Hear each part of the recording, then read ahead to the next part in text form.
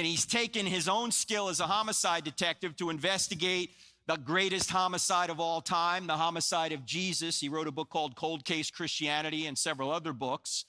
And he said whenever he finds a body that he knows has been murdered, he says there's only one of three reasons or a combination of these three reasons why that guy's dead. There's not 100 reasons why he's dead, only three.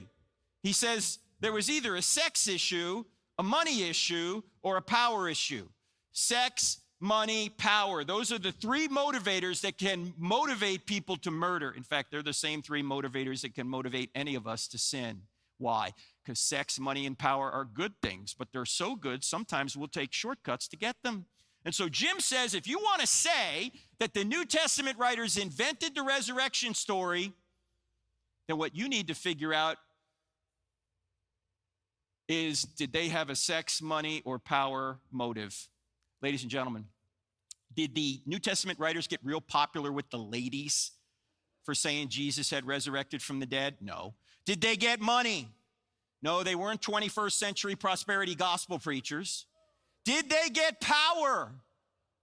No, they got exactly the opposite. They got persecuted. Paul had power when he was persecuting the church. As soon as he starts becoming a Christian, he's the one persecuted.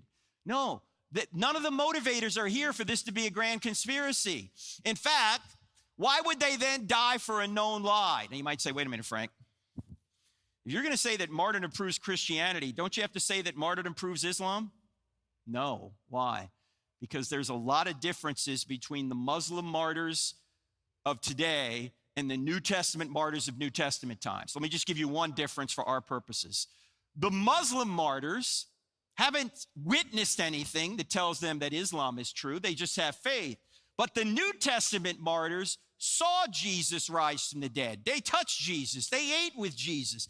They verified with their own senses that Jesus had risen from the dead. You see, some people will die for a lie they think is the truth. Nobody will die for a lie they know is a lie.